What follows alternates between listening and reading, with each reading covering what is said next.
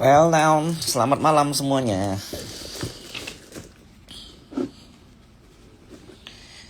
So, how's about your portfolio? Aman gak?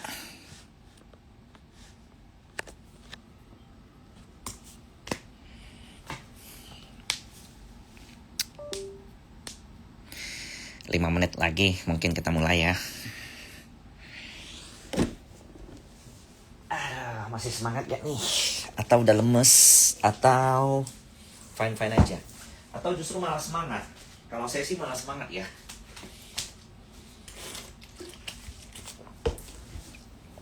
Merah wajar.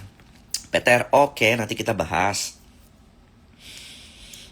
Nanti sebenarnya hari ini temanya itu kan saya mau kasih edukasi gimana cara saya buat plan, gimana saya lihat saham. Terus banyak yang nanya kemarin kenapa bumi bisa bener pas mantul di 430 ya.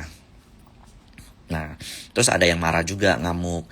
Ini mah teori lama, ini mah katanya teori lama, jangan sok-sok pakai ubah-ubah nama padahal nggak ada masalah. Namanya juga lucu-lucuan kan. Saya juga nggak bilang ini punya saya atau yang lain gitu loh. Jadi kalem aja, santai, jangan terlalu marah-marah, oke? Bumi hari Senin harusnya sih menurut saya naik karena yang beli asing ya.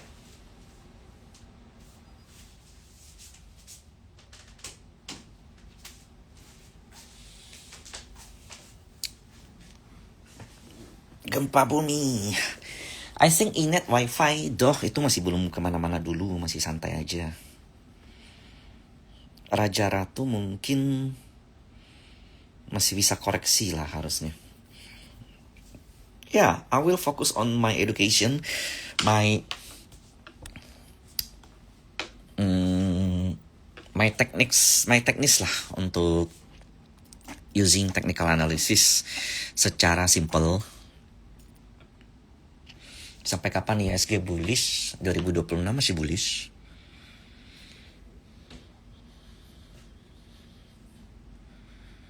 Ayam bagus sih, lucu ayam. Saya tidak bahas saham ya di sini ya. Jadi if you want a stock pick, better you focus on the structure.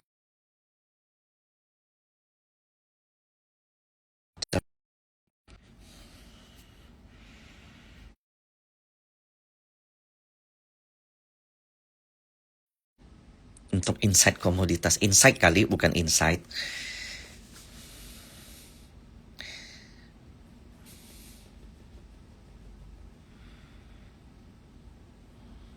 Ya nggak, boleh jujur nggak?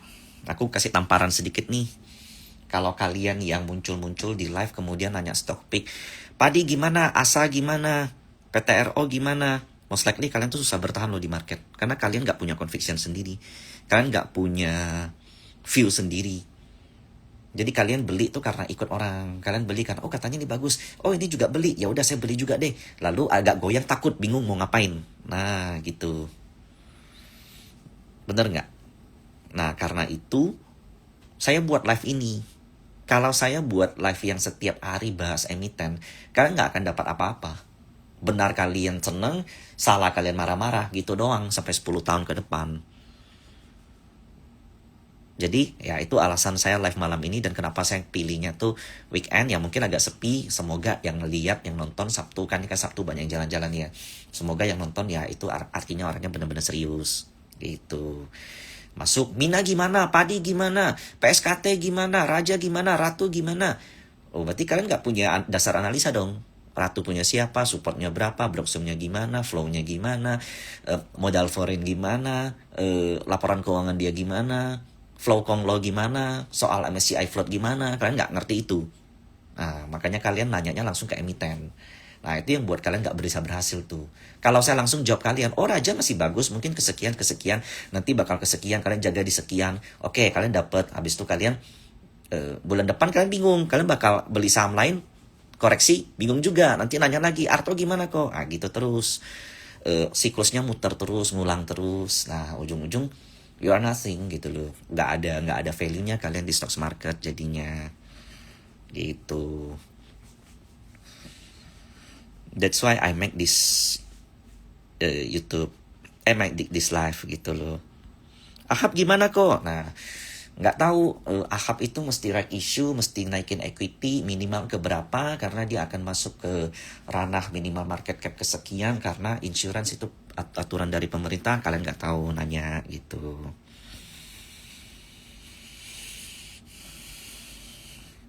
Nah itu problem di kita tuh.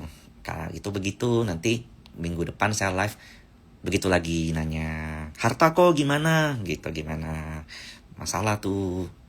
Itu jadi problem buat kalian. Pack gimana kok gitu, beli gitu, ya kan. Kasihan. Trin kok gimana, boleh beli nggak? Kasihan. Saya lebih kasihan sama kalian kalau kalian begitu terus. Bumi besok HK nggak? Kasihan, saya kasihan sama kalian jujur. Oke.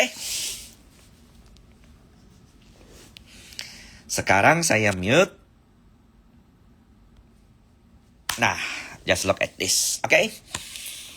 So, honestly, pertama saya bahas IHSG dulu. IHSG berada dalam uptrend channeling secara MACD, oke? Secara teknikal. Cuman sayangnya, kenaikan IHSG yang over ini, yang black ini tidak terjadi dengan volume yang kuat, oke? Dan ini bisa kita asumsikan sebagai false break. Nah, teman-teman perhatikan, sudah sejak tahun lalu ketika IHSG terdapat hammer, di sini hammer, di sini hammer, oke, di sini hammer, di sini hammer,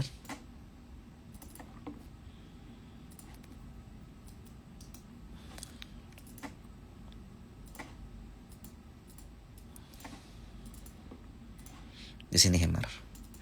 Nah, biasa setelah itu yang terjadi adalah rebound. Nah, apa yang akan terjadi dengan IHSG besok? Honestly, kalau saya perhatiin ya, kemarin net foreign sell di IHSG itu nggak gede sebenarnya. Let's take a look. Kemarin nggak bisa lihat di sini ya. Net foreign sale itu kalau nggak salah sekisaran 100-an miliar, dan itu quite small kalau dibandingkan dengan koreksi IHSG yang hampir 2% ya. Dan ini IHSG juga udah nutup gap, closingnya hammer. Maka di view saya nanti Senin IHSG itu hijau. Hijaunya mungkin agak tebal, 0,7%, 0,8%. Nah ini IHSG kan yang pertama nih, yang sempat minus 1% ya, gap down itu cukup dalam ya koreksi, lalu makin lama makin kurang. Lalu alasan kenapa IHSG koreksi adalah karena pada 30 Januari nanti MSCI akan mengumumkan, ingat ya kalimat yang saya gunakan, kata yang saya gunakan adalah mengumumkan, bukan memutuskan. Mengumumkan akan menggunakan metodologi baru dalam perhitungan free float-nya apa enggak. Nah, kenapa ini penting? For your information, saat ini di IHSG itu ada 160 triliun dana fund yang mengikuti MSCI. Itu data resmi. Kalau dibanding dikalkulasi dengan ETF dan PI luar yang tidak resmi, saya proyeksikan itu kurang lebih ada 200 triliun rupiah. Ketika IHSG terkoreksi dalam sekali di tahun 2025 sampai April, atau kita ambil 2024 deh, kalian tahu nggak outflow IHSG berapa? Itu kisaran 40 sampai 50 triliun. Nah, sementara jika MSCI nanti pada 30 Januari mengumumkan akan menggunakan free float baru, ada potensi outflow option 1 dan option 2. Option 1 itu ada hanya corporate, option 2 corporate dan others. Apa itu bedanya? Option 1 itu corporate, itu artinya yang benar-benar hanya yang pakai nama PT, itu tidak dimasukkan sebagai free float, dan itu problem. Kalau di option 1 itu kurang lebih harusnya 10 triliun atau 12 triliun, 10 sampai 12 triliun outflow. Kalau option 2 corporate and others, dia nggak mau pusing gitu ya, itu sampai 30 triliun. Dan itu bakal diimplementasikan, jadi pengumuman Januari diimplementasikannya sampai Mei. Kenapa Mei? Karena memang setiap tahun agenda MSCI di bulan Mei itu adalah rebalancing besar. Nah, honestly, Yang terjadi nanti di view saya tidak se-ekstrim itu. Jadi view saya adalah di Februari IHSG membaik. Mungkin di Januari ini karena menjelang 30 Januari ya, 6 hari lagi nih. Besok 25, 26, 27, 28, 29, 30. 5 hari lagi tuh. Jadi udah ada yang keluar duluan. Takut kalau seandainya nanti diberlakukan 20 saham yang udah masuk ini nanti outflow. Nah, outflow-nya 10 triliun. Nah, salah satu yang paling paling gede outflow itu adalah BCA. Nah, itu alasan kenapa BCA kemarin koreksi seperti ini. 21 Januari sampai sekarang, outflow dari BCA itu sudah hampir 3 triliun lebih. Sementara kalau dari perhitungan float BCA, ya harga yang kurang lebih sama 3 triliun. Yang serap siapa sih? Lokal, Pak. Yang serap itu Mandiri Sekuritas, KZCLA Sekuritas, ini saya nggak tahu foreign atau lokal ya, itu mesti bedah lagi. XL Stockbit, kesayangan kita. BKAK foreign kecil, SQ, BCA Sekuritasnya sendiri, karena kalau nggak salah dia masih dalam program buyback ya. Jadi honestly, outflow paling besar di MSCI nanti itu di BCA kalau diberlakukan. Dan itu udah nyerap, Pak. Udah kejadian duluan. Nah, itu alasan kenapa saya katakan nanti seandainya 30 Januari hari Jumat MSCI mengumumkan itu, nanti di Februari efeknya tuh udah nggak terlalu kuat. Nah, lalu kenapa saham Konglo yang bahkan even belum MSCI koreksi dalam? Itu karena PTRO, Bumi, Raja, Ratu, itu kan banyak dimiliki oleh perusahaan-perusahaan ya. Mereka takut kalau batas threshold-nya itu makin naik, free float-nya makin banyak yang tidak diakui. Jadi, foreign yang kemarin udah banyak beli IHSG ya. Kalian lihat contoh kayak Raja ya. Raja itu ini koreksinya pas nih. Di sini tuh AK sempat beli gede banget. Kalau nggak salah dalam satu hari itu 100-an miliar apa 200-an miliar. Mereka balik badan. Daripada ambil resiko nanti 30 Januari tiba-tiba plom Raja dikurangin floatnya banyak gitu loh. Itu beresiko. Nah, saya kasih gambarannya pentingnya float untuk MSCI. Bagi foreign dan bagi owner tuh penting. Kalau suatu saham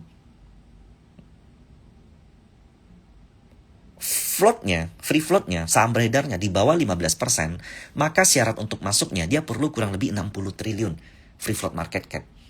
Kalau di atas 15%, dia hanya perlu 30 triliun. Jadi kali hampir 2. Nah, bayangkan kalau seandainya ada satu company, contoh Raja deh, floatnya 20% saat ini. Tapi nanti karena MSCI melakukan revisi jadi 13 atau 12. Oh, itu udah dia untuk masuk MSCI udah makin susah, makin pucuk jauh dari harapan lah. Nah, itu mengakibatkan banyak yang jual-jual dulu. Nah, oke. Dan arah market saat ini kelihatan banget. Ini kita di grup udah bicara ini 2 minggu lalu. Waktu itu kita live sama Cicu Ai mungkin seminggu lalu, mungkin atau 10 hari lalu. Saat ini terlihat bahwa terjadi taking profit atau outflow dari saham-saham Konglo dipindahin ke saham-saham fundamentalnya Indonesia. Honestly, foreign kalau kita bilang outflow enggak juga. Masih net kalau nggak salah dari awal sampai sekarang. Dan netnya itu di Telkom, Astra, UT kemarin ada problem sedikit makanya outflow ya. Tapi sebenarnya itu net buy dari awal tahun. Telkom, Excel, ISAT, kemudian ASI, kemudian hampir semua saham komoditas kita itu naik. Saat ini tuh terjadi peralihan dari S&P ke emerging market. Emerging market mereka masuk ke Malaysia, Thailand, Singapura, India, China, India sama Taiwan mahal. Mereka masuk ke China. Jepang, Korea itu tidak masuk dalam radar mereka. Indonesia juga termasuk salah satunya. Nah, tahun ini kenapa will be a commodity time? Itu karena dengan Trump melakukan invasi ke sana sini ya. Contoh, barusan harga oil naik. Itu kenapa? Karena Trump menyerang Irak sama Iran. Trump sekitar 2 tahun lalu menyerang Irak mati-matian, diberi sanksi, diberi embargo, akhirnya Irak melunak. Kenapa? Karena Irak itu yang paling pertama getol ingin membuat BRICS dan menjatuhkan dolar. Kemudian Irak itu salah satu yang menyuplai minyak ke China. Kemudian, nggak lama setelah itu, Trump memberikan tarif dagang yang besar sekali ke hampir semua negara. Vietnam dapat paling gede 54 apa 58%. Kenapa bukan China? Kenapa Vietnam? Karena Vietnam itu menerima manufaktur paling gede dari China. Kemudian barangnya diekspor ke US. Kemudian yang terakhir penangkapan Presiden Venezuela. Presiden Venezuela. Sementara di Venezuela itu terdapat cadangan oil, minyak yang lebih besar dari Arab Saudi. Hanya infrastrukturnya yang jelek. Dan selama ini Venezuela itu mengirim minyak. Jadi China itu beli minyak sama Venezuela lewat bawah tangan, lewat harga yang lebih murah. Akhirnya apa? China mendapat energi yang murah di harga diskon. Dan Trump itu memangkas semua jalur-jalur yang dimiliki oleh China.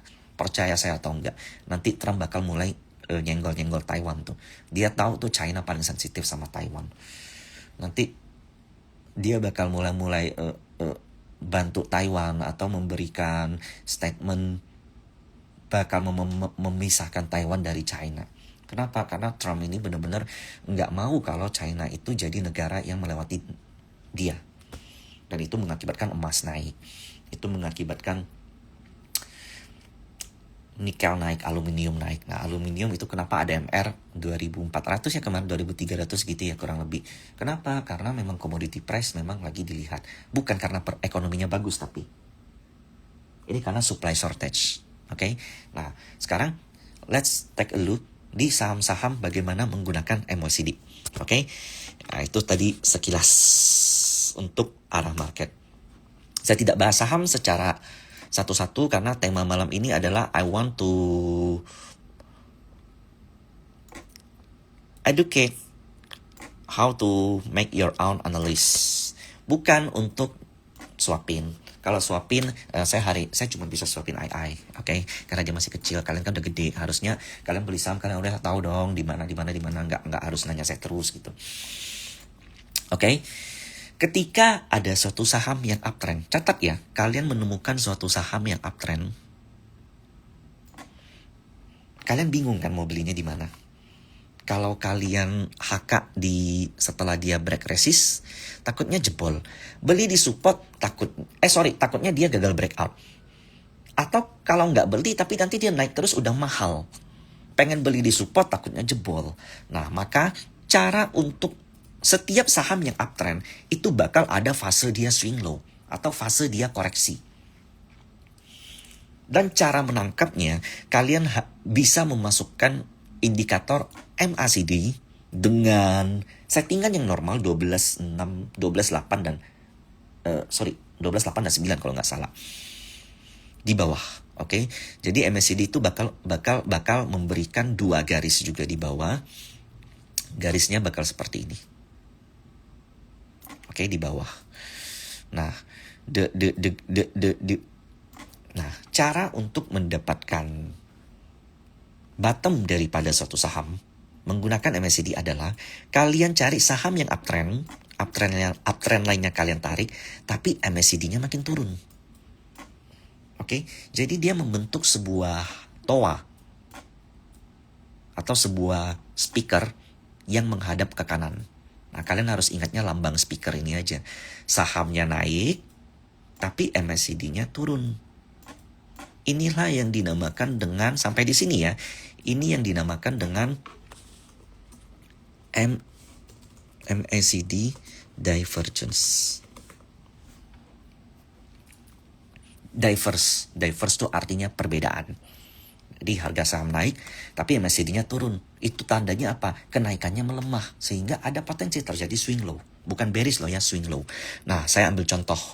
Kita melakukan analisa MBMA itu, ini cakep banget. Amat cakep. Nanti saya bahas ya mengenai kerumitan ini. Pluk, saya hapus dulu, oke? Nah, coba kita lihat dulu. Ini bener nggak? Saya lupa ingat.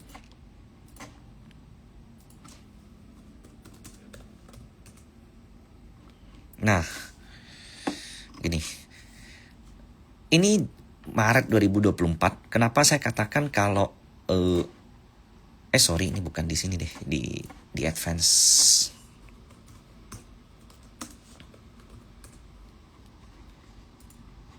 Nih. bulan November, teruntuk MBMA, itu kan market lagi jelek ya waktu itu ya, November, Desember semua lagi koreksi. View saya adalah potensi di 550 hingga 530 untuk rebound. Sebagai last supportnya. Kalau di bawah itu bisa koreksi lagi. Jadi untuk saat itu kita concern untuk MBMA 550 sampai 530. Nah, lalu itu November ya. Nah, di sini tuh koreksi MBMA maksimal ya. Itu di angka ini 530. Teman-teman perhatiin tuh 530. Nah, jadi bottom dari MBMA tuh pas 530. Closingnya pas-pas 530. Kenapa ini bisa terjadi? Kenapa saya bisa menemukan angka itu? Karena, nih contoh. MBMA itu kan mengalami harga yang naik. Oke? Yes, di sini. Kemudian, saya masukin MACD-nya. Nah, sampai di sini tidak terdapat divergence. Benar? Jadi, ini kita lupain dulu. Begini. Harga saham naik, harga saham naik, harga saham naik. MACD-nya juga ikut naik. Jadi bayangkan ya, di bursa saham tuh memang gak enak.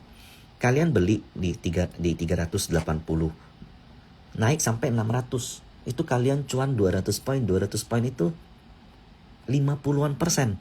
Plum, balik lagi sisa 400. Bayangkan, cuan 50%, habis itu hampir sisa 5%. Pasti sakit hati kan? Nah, itulah problemnya di bursa stocks market Indonesia. Kalian gak bisa hold kemudian diemin. Kalian mesti pantengin harganya. Jadi kalau diemin salah-salah bisa rugi. Jadi itu alasan kenapa kalau kalian udah cuan, gak ada salahnya taking profit, turun, mulai-mulai beli lagi. Selama kalian yakin dengan story-nya dan akumulasinya. Oke, jadi story saya gak bisa jelasin karena itu tergantung emiten. Tapi akumulasinya saya bakal kasih lihat secara kasar. Oke, jadi step pertama ini udah nih kan. Harga saham naik. Oke, naiknya tuh lihat yang titik tertingginya. Jadi titik tertinggi di sini. Lewat lagi. MACD-nya juga naik. Jadi tidak ada divergence. Sampai ketika plum. MBMA nyentuh 730, habis itu ada yang distribusi tuh kelihatan karena candlenya jelek kan. Kemudian koreksi.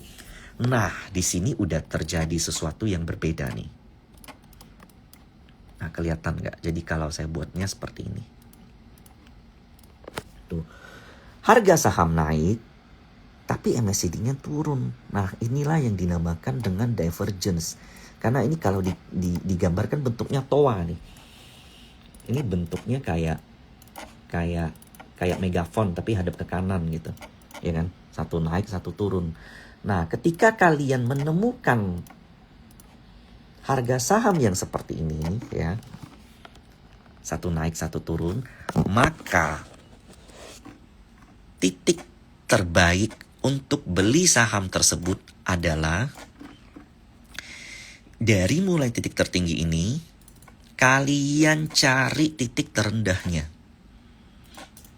Titik terendah dari MBMA dari dimulai divergence di sini itu ada di candle yang ini. 525. Di sini kalian bisa hapus. Maka kalian bisa tunggu koreksi MBMA 530 sampai 525. Jika saham tersebut akumulasinya masih bagus, koreksi volumenya rendah, dua syarat itu. Ketiga, storyline makroekonomi, mikroekonomi masih mendukung, maka 530 dan 525 adalah titik beli terbaik. Kita coba lihat.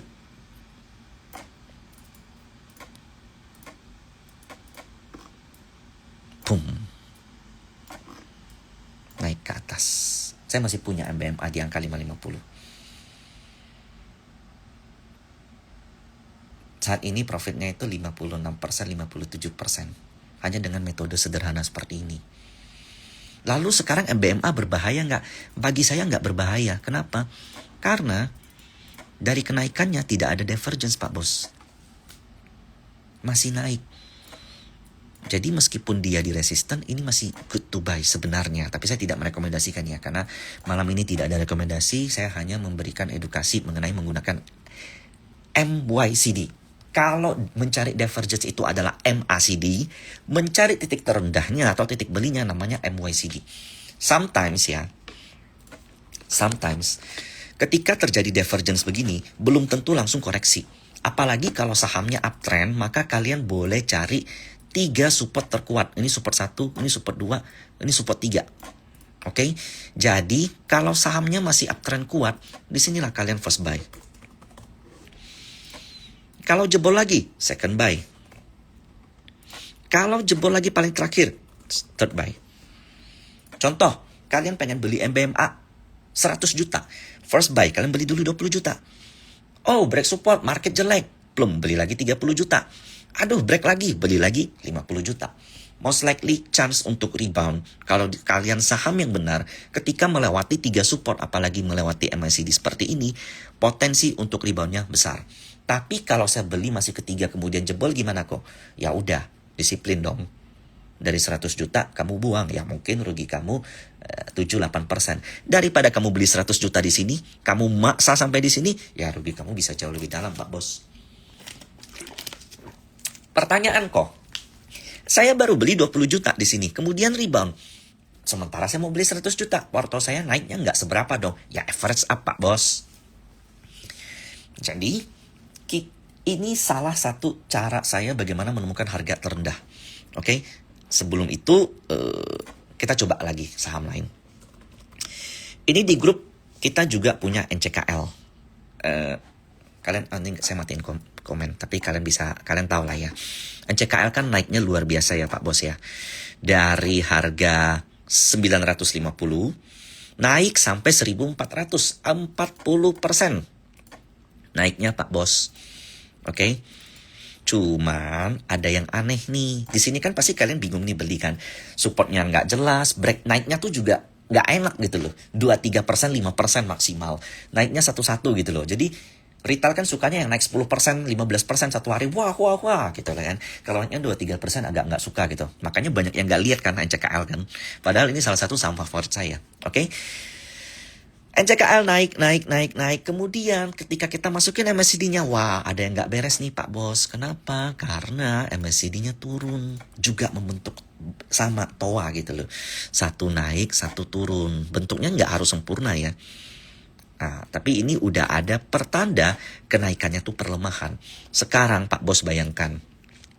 Pak Bos punya 100 juta beli NCKL di 1000. Belum. Oke. Dari bulan Agustus sampai Oktober, 3 bulan ya, karena Agustus awal sampai Oktober akhir, 4 bulan deh. Boom, harganya balik. Sakit nggak? 100 juta jadi 140 juta. Karena nggak TP, balik jadi 0. Di sini otomatis kalau nggak stop loss ya jual BLP. Padahal yang harus dilakukan adalah ketika naik, contoh 100 juta ini ya,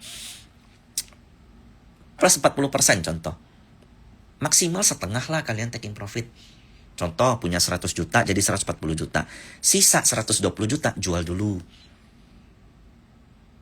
Tapi kok kalau saya jual naik lagi gimana? Ya beli lagi gak ada masalah kok. Kalian gak perlu sayang-sayang yang sama yang namanya gak perlu sayang-sayang sama yang namanya floating profit gitu loh. Saya ambil contoh analogi ya. Ini saya sering jelasin di grup soalnya. Saya yakin masih banyak yang belum paham dengan konsep ini. Kalian punya saham 100 juta, oke. Kemudian plus, pakein aja deh.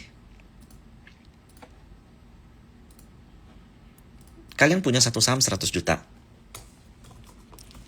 Kemudian, ini isi porto kalian nih. Kemudian, plus 40%.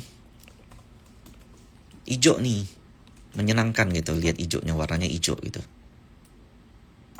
Tuh, jadi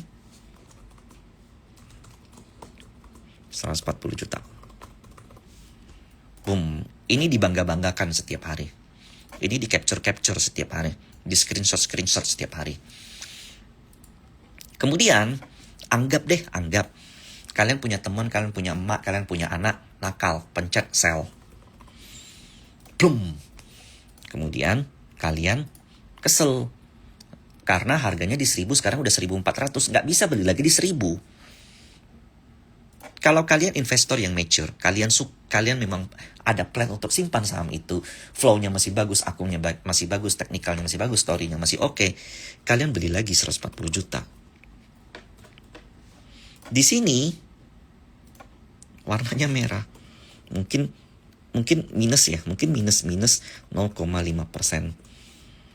Di sini jadi minus 125.000 contoh. Jadi 139.667.000. Contoh. Mana portol yang lebih bagus dan jelek? Jawabannya sama aja Pak Bos.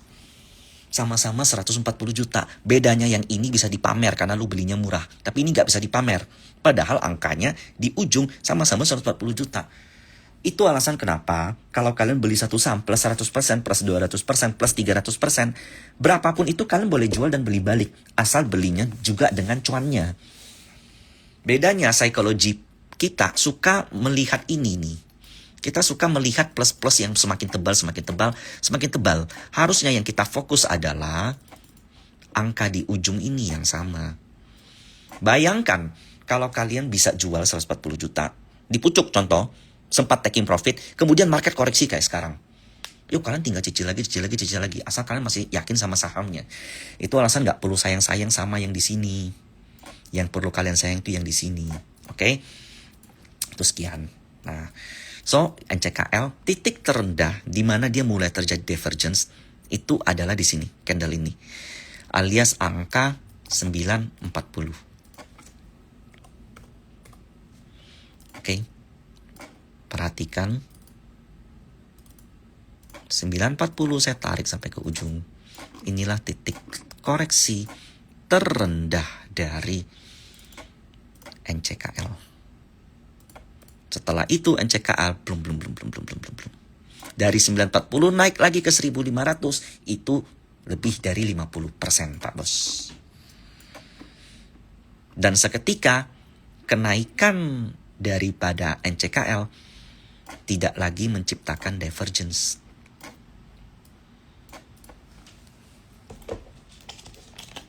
Ngerti nggak? Jadi, ketika kalian melihat satu saham yang naik, kalian pengen beli, sabar aja. Kalau udah ada divergence, kalian antri di bawah. Oke? Mungkin saya coba yang lain lagi ya. Mungkin Antam ada kali ya. Nah, Antam. Saya ambil case kedua Antam. Ini Antam underdog banyak. Retail lumayan banyak punya sih. Tapi jarang dibahas aja. Karena mereka lebih suka Konglo. Tapi kalau anak-anak grup tuh banyak yang punya Antam. Antam, boom. Di sini ada candle distribusi. Serem pakai banget, ya nggak?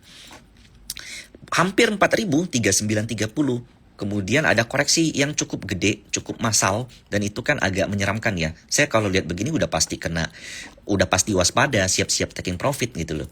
Dan bener aja, setelah nggak bisa nyentuh 4.000 kan resist kuat ya. Ini kan titik all time high-nya Antam, kalau nggak salah pas COVID. Oh, pas COVID malahan cuma 34. Nah, koreksi setelah itu. Nah, perhatikan, ketika Antam menembus titik tertinggi, secara MACD, dia juga nggak lebih tinggi, Pak Bos. Jadi menciptakan bentuk yang sama nih, toa, satu naik, satu turun. Itu artinya terjadi divergence. Nah, untuk titik beli paling bagus di Antam adalah titik terendah setelah terjadi divergence, alias di sini nih. Nih, candle merah yang ini. Di angka berapa nih? 2780. Jadi kalau kalian ngelihat pola seperti ini, kalian GTC aja 2780. Ya. 2760, sorry. Atau spare sedikit lah 2750 lewat dikit gitu. Nah, kemudian kita lihat koreksi daripada Antam.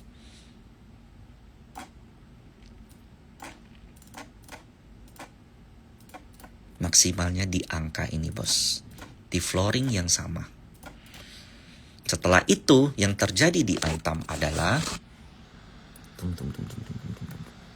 Dari bawah 3.000 ke 4.400 itu 1.400 poin, itu alias kenaikannya 50% lebih. Dan dia juga sukses mendapatkan kenaikan yang dinamakan dengan double bottom. Ini kalau saya nggak salah sih seharusnya ya, Antam itu naik sedikit lah. Harusnya dia peluang paling gede MSCI itu Bumi. Nah, double bottom Antam tuh udah kelihatan di 7 Januari. Di sini tuh. Ya, di sini tuh. Boom, itu untuk Antam. Nah, kemarin Bumi gimana? Banyak yang penasaran karena nih, ini kan tidak ada divergence kok. Betul sekali. Bumi tidak ada divergence. Sahamnya naik, MACD-nya juga naik. Lalu kenapa Koko bisa bilang kemarin koreksinya itu sampai 330? Nah, jawabannya adalah MYCD bisa kalian gunakan di dalam time frame yang lebih kecil. Saya biasanya bahkan daily pun bisa. Jadi contoh, ketika kalian buka nih satu saham pengen trading harian, ada saham yang naik kenceng, yang biasa kenceng kan Truetrine, Bufamina gitu, yang biasanya naik 10%, 15% gitu. Dia naiknya kan nggak langsung ya, pasti kan naik dulu, turun, sideways pelan gitu. Kalian bisa tuh masuk ke dalam chart 5 menit atau 1 menit. Masukkan MACD, bisa. Kalau terdapat divergence, contoh nih, dia naik 10%, ada divergence nih. Divergence-nya tuh titik koreksi terbawahnya pas plus 3%. Jadi dari 10%, pas dia turun ke sisa 3% itu titik beli. Most likely biasanya mantul. Tapi saya nggak sarankan itu kalau kalian belum bisa dengan cara seperti ini. Oke? Nah, saya masuk ke dalam Hourly. Ini cobalah satu jam deh. Nah, saya masuk ke dalam chart Bumi 1 jam. Oke, di 1 jam tuh kelihatan Bumi yang break sampai 480-an lah ya. MACD-nya nggak ngejar Pak Bos. Masih koreksi MACD-nya. Sehingga terciptalah yang namanya divergence. Lalu, berapa jadinya dong titik beli Bumi yang kemarin gila-gilaan koreksi itu, yang sempat ARB itu? Maka adalah ini Pak Bos. Candle yang ini ya. Terus saya sama-samakan kursornya nih ya. Ini titik terendahnya adalah 330. Maka titik beli Bumi adalah 330. Boom, 330. Kemudian rebound. Maka jika saya tidak salah, seharusnya ya Bumi rebound sampai 400. Ya, tapi mungkin aja kalau dia koreksi dulu sampai 330 lagi, lalu balik lagi ke 400. Itu di view saya. Seperti itu. Jadi kalian bisa masukin ini dengan time frame daily, hourly, bahkan 1 menit dan 5 menit juga bisa. Oke. Nah, yang kedua sekarang, bagaimana cara menentukan sahamnya koreksi masih boleh beli atau enggak? Nah, caranya adalah contoh. Ini saya ambil case yang metal dulu lah, yang lebih enak dipakai ya. Ini kan NCKL divergence, oke? Kemudian dia mulai koreksinya nggak karu-karuan lagi, bum. Itu kayak 1, 2, 3, 4, 5, 6, 7, 8. 1 bulan, 2 bulan full, 1 bulan lebih tuh koreksi semua, nggak ada naik-naiknya.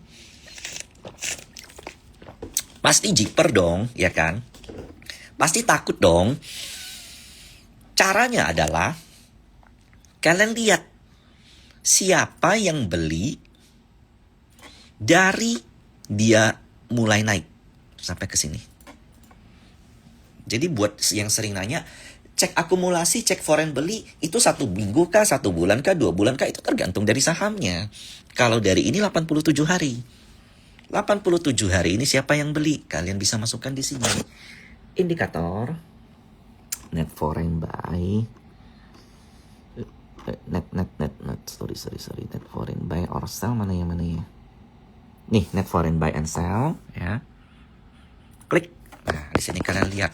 Waduh, Pak Bos, Ini yang angkat NCKL tuh foreign semua, yang ijo-ijo ini foreign. Pleng pleng pleng pleng pleng pleng pleng pleng pleng pleng pleng pleng pleng pleng pleng. Kalau dia angkat dari sini sampai sini, average dia kira-kira berapa? Harusnya di tengah lah ya, kurang lebih ya. Makanya di atas itu dia nggak kasih lewat tuh, mereka taking profit, mulai jualan lagi. Nah sekarang saya tanya sama kalian ya, ini logika aja. Bar hijaunya segede ini, bahkan ngelewatin 40 miliar setiap hari. Tapi bar koreksinya nggak ada yang lewat 40 miliar. Sementara bar belinya di atas 40 miliar. Logikanya, ini habis nggak barangnya dia jual? Jawabannya enggak Pak Bos. Itu alasan ketika menyentuh titik terendah, sahamnya diangkat lagi Pak Bos. Nah saya ambil case yang kalau kalian mau lebih strict lagi ya. Ini adalah 4 Agustus sampai 29 Oktober. Kalian lihat di sini udah lebih nggak bisa lari lagi. 4 Agustus sampai 29 Oktober. Belum. Ini yang beli Pak Bos.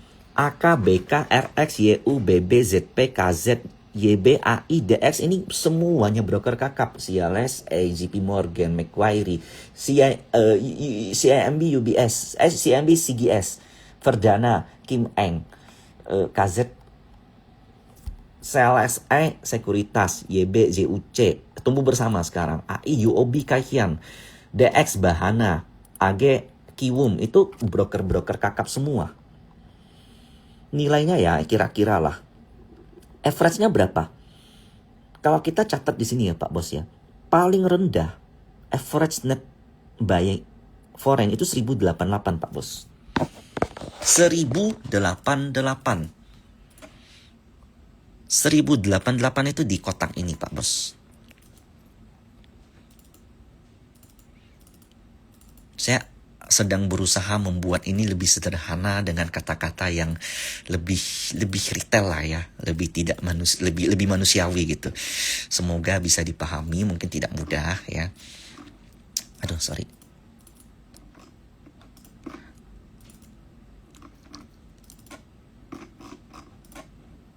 Wait, 1080. Nah, intinya ya, average mereka itu di sini Pak Bos. 1080. Nah, honestly di bawah ini mereka tuh udah rugi Pak Bos. Nah, bayangkan ya. Mereka jual, asing jual tuh masif sampai di sini Pak Bos. Kenapa? Karena kalau di bawah ini mereka jual, mereka tuh udah rugi. Nah, yang terjadi ya, ketika di bawah average mereka, barang mereka kan masih banyak nih. Lihat nggak apa yang terjadi? Di bawah 1080, foreign tuh udah nggak jualan. Bahkan condong beli tipis-tipis. Kalau kayak begini merem Pak Bos beli. Nikel saat ini sekarang 18.000. Tadi naik semua ya nikel ya. Jadi saya masih yakin story komoditi itu masih jalan. Bahkan tahun ini mungkin Q1 game plan-nya tuh komoditi. Bukan Konglo. Konglo mesti benerin restruksasi daripada perusahaan-perusahaannya tuh. Contoh, floatnya 27%, tapi ternyata karena ada corporate yang mungkin jadi 25, 23. Nah, itu problem kan. Sementara foreign lagi aktifnya di sini. Saya ambil contoh yang kedua ya. MBMA. Nih.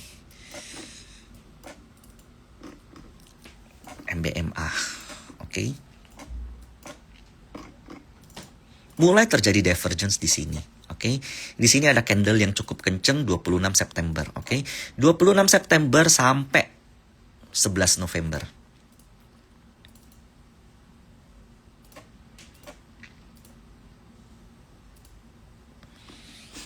Nah, kalau ini agak spesial nih, karena enggak bukan foreign banget yang akum. Ada MG, ada CC, ada BB, ada LG, ada AKBK, ada RF, ada PD, ada KZ, ada ODNI. Tapi boleh dikatakan ini semuanya pemain kakap. Semesta, Mandiri Sekuritas, Verdana, Trimegah, AKBK, Buana, IPOT, CLSE, BRI dan Anexa ya. BRI Sekuritas, BRI, BNI, oke. Ini kakap semua kan. Padahal di sebelah kanan tuh distribusi tuh. Dari Stockbit aja bilang netral. Sebenarnya ini ada distribusi. KI-nya jual gede, but it's no problem selama yang akumnya masih oke. Sampai ke sini, plep, Berapa sih average paling rendahnya? 620 Pak Bos. Jadi honestly di bawah 600 itu udah murah. Oke, dan kita lihat dari ini kan 26 September sampai November. Kita lihat dari November sampai ke sini 24.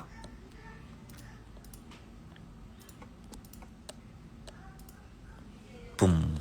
Tuh. Yang tadi akum di kiri ya. MG-nya tuh taking profit, LG-nya taking profit, PD-nya taking profit, NI-nya taking profit. Tapi good things, ada BB yang juga akumulasi. Akumulasinya 700 pula.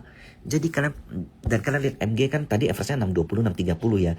Dia jualnya tuh 670. Jadi honestly ini tuh adalah aksi taking profit. Sehingga bayangkan kalau MBMA dibiarkan. Tadi kita lihat barang MG 160 miliar kan, kalian lihat kan. Kalau bayangkan kalau dibiarkan turun ke sini. 160 miliar MG bakal kemana? Jadi itu cara menghitung barang. Kalian harus bisa hitung barang, hitung flow, kemudian tentukan di mana average big player. Honestly, kalau kalian loss 10%, tapi big player loss 30%, kalian itu perform Pak Bos. Yang mestinya takut itu big player. Nih contoh, saya kasih lihat PTRO. PTRO koreksi tembus support dari 10.000, oke. Kemudian sebenarnya akum dari foreign kan dari 30 Oktober lah saya ambil ya. Sampai sekarang Januari tanggal 24. HP itu akumnya tuh 10.400, BK 10.500, TP 10.100, AKYU semuanya average tuh di atas. Saat ini semua big player lagi rugi di PTRO.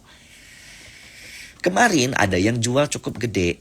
24 Januari kita ambil yang terakhir ya 20. Nah gini deh. Itu jual paling gede, yang seller gedenya tuh bukan foreign justru SS, PD, YU, KZ. Dan ini mungkin aksi duluan sebelum float MSCI nanti diberlakukan. Nah itu ngebuat sayang ya sebenarnya kalau ditahan di atas 11.000 peluang PTRO masuk tuh lebih gede. Jadi dengan seperti ini PTRO masih ada peluang masuk kalau MSCI ngambilnya di tanggal 21, tanggal 22. Nah, karena tanggal 21, 22 kan masih di atas 12.000 ya. Tapi dia tidak harus masuk di Februari juga. Cuman sayang aja kalau nggak masuk di Februari. Dan kalau kita lihat dari MACD-nya, ya honestly, ya titik koreksinya agak serem ya. Bisa agak dalam gitu. Bisa sampai sini nih, 6.000-an. Tapi saya yakin sih harusnya enggak ya. Karena kan di atas 6.000 ini kan ada beberapa support nih. 6.000 itu yang terakhir, oke. Yang kedua di sini. Yang ketiga ada di sini.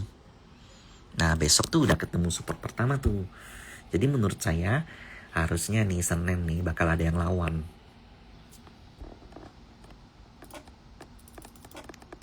Karena kalau kita lihat dari akum kemarin ya, HP itu 8.100. Besok tuh udah kena tuh kalau ARB sekali lagi ya. Ya. BK 9.400. Udah lewat. TP 9.000. AK 8.000. SS tuh average-nya 7.000 Pak Bos. Jadi menurut saya tidak akan dibiarkan di bawah 9.000 untuk PTRO. Jadi ada potensi dia rebound di 8.500 atau 8.700. Sebenarnya. Nih contoh. Cuan habis masuk MSCI, Brand habis masuk MSCI. Udah gak ada mainan lagi kan. Sebenarnya jauh lebih bagus kalau masuknya tuh agak belakangan aja gak apa-apa. Jadi dia turun dulu ya nanti main lagi di bawah. Ya kan? Suatu saham yang naik dari 5.000 ke 10.000 satu kali selesai, kalian dapat sekali 100.000. Tapi kalau dia dari 9.000 turun lagi ke 5.000, kalian bisa dapat 2 kali loh. Kalau dia 3 kali, kalian dapat 3 kali 300%. Multi bagger itu. Dengan catatan ya kalian harus punya sistem. Kalau beli saham harus bertahap. Kalau udah naik harus bisa TP. Kalau dia macam-macam harus bisa buang dan beli lagi di bawah gitu. Sementara untuk Dewa, nah ini kan cakep nih. Dewa tuh kita ada juga kalau nggak salah ada analisanya. Iya di sini. Swing low dulu. nggak bear, cuman ketunda aja rallynya, dan ini sehat menurut saya. Jadi Dewa potensi koreksi kemarin tuh di cuap-cuap tuh 650 sampai 600. Tuh lihat tuh, belum koreksi paling bottomnya 600. Nah ini honestly ya, kalau untuk Dewa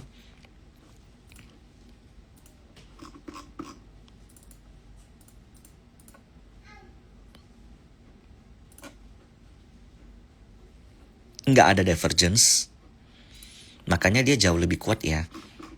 Itu. Jadi ya mungkin ya potensinya adalah nanti di Senin, Selasa mungkin rebound. Cuman kan 30 Januari kita nggak tahu gimana ya. Mungkin Senin, Selasa rebound, mungkin Senin rebound, mungkin Selasa, Rabu, Kamis sideways atau agak condong merah. Jumat itu klimaksnya, saya juga nggak tahu seperti apa. Nanti di Februari kemungkinan yang koreksi itu saham-saham Konglo. Justru saham yang udah dalam di MSCI 20 itu menurut saya udah banyak yang di cover. BCA aja udah outflow 3T. Mungkin yang resiko itu cuan, karena dia kan 15,0% kan thresholdnya. Kemudian aman juga beresiko, maaf. Honestly saya juga stop loss di grup, saya ada aman, saya lupa mention itu. Kenapa? Karena aman strukturnya tuh banyak korporat, mungkin banyak yang worry di situ. Padahal secara company dia aluminium dan good. Nah kita masih heavy di metal, nikel. Contoh, saya ambil contoh MDKA deh.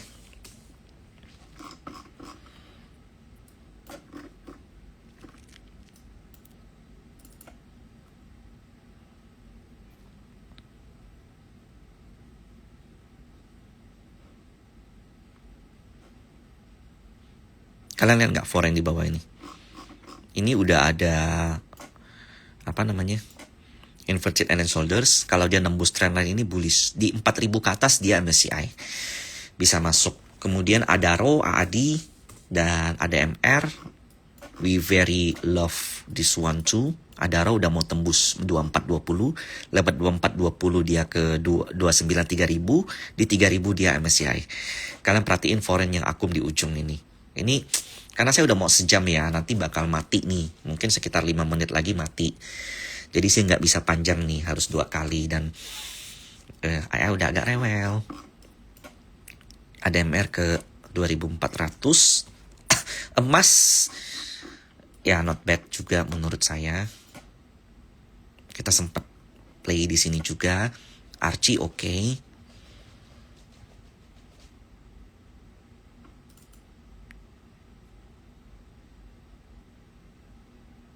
Nah, ini untuk Archie, saya coba kasih lihat ya. Ini termasuk salah satu yang punya MACD divergence dan dia koreksinya tidak sampai bottom. Oke, harusnya dia koreksi sampai di sini kan. Tapi di sini ada titik support. Di sini juga ada titik support. Nah, jadi kalian harus cari 3 titik support. Oke. Setelah terjadi divergence di Archie yang pertama, ini kan enggak bentuknya sama TOA. Nah, tapi Archie koreksi maksimalnya hanya sampai di sini. Support pertama, kemudian dia naik lagi lebih lanjut. Karena kalau kalian pun kombinasi dengan chart pattern, konsolidasinya itu bullish pennant. Nah, kalau bullish pennant begini, breakout kenceng gitu. Jadi ini berlaku di Bitcoin, ini berlaku di Forex, ini berlaku di indeks. Hampir kenapa kalau kalian nanya kenapa titik support saya itu bisa titik koma, kenapa bisa pas? Karena saya menggunakan metode ini dan saya kombinasikan dengan flow, saya kombinasikan dengan foreign inflow, karena dari bid over cara mereka makan kadang ketahuan. Tapi ini saya hanya tampilkan salah satu yang paling simpel dan paling mudah yang bisa kalian gunakan. Kayak tujuan saya ya, kalian yang orang kantor, yang saya lihat ya, saya baca tweet saya agak terharu tuh. Ada yang bilang dia masuk, ini dia pakai uang tabungannya, dia pengen beliin kulkas buat bapaknya, dia pengen beliin, gila, pengen beliin, bayangin dia mau umrohin orang tuanya gitu, dengan harapan bursa saham tuh bisa jadi kasih mereka ini. Sebenarnya itu salah. Honestly, maaf. Kalau kalian masuk ke stock market dengan tujuan pengen beli ini, beli itu, maka kalian jadi punya ekspektasi. Ketika ekspektasi itu nggak sampai, kalian Contoh ini market lagi jelek ya. Saya lihat juga, saya ngerasain tuh energi-energi kecewanya. Itu alasan kenapa saya pengen live ini. Kayak saya lakukan ini. Kalau kalian merasa bermanfaat, kalian boleh share ini. Mungkin saya save 2-3 hari atau 1 minggu. Nanti saya bakal matikan setelah itu. Kalian mau ambil ini, kalian mau ajarkan keluar juga silakan. Kalian mau let's say pungut bayaran, itu juga saya rasa fine kalau nggak terlalu mahalnya 50.000, 100.000. Kemudian uang, kalau saatnya kalian merasa terbantu dengan ini juga, kalian boleh donasiin ke abang ojol, ke yang membutuhkan. Karena saya percaya kalau dunia stock market investornya diisi oleh orang yang peduli, orang yang mature, orang yang enggak nanya Archie gimana, Mina gimana, Bufa gimana, Arto gimana, tapi lebih peduli sama struktural belajarnya. Kalian akan, ketika ada masalah, kalian lebih peduli cari masalahnya, cari solusinya daripada kecewanya. Kalau kalian kecewa terus, stock market jadi tempat sumpah serapahnya kalian, dan itu saya nggak suka. Stock market itu harus jadi tempat yang fun, harus jadi tempat yang dimana kalian merasa bahwa ini adalah peluang. Dan kalian tidak mempertaruhkan uang kalian sampai di batas maksimal kalian. Nah itu alasan saya ingin semoga stock market kita doa bersama. Saya yakin ya stock market 2026 sih pasti masih baik. Cuman memang ada turbulensi dan resisten yang perlu kalian hadapin. Dan cara menghadapinya adalah salah satunya dengan cara ini, belajar lebih rajin. Yang kedua adalah tidak harus dengan metode saya, dengan metode siapapun pasti bisa.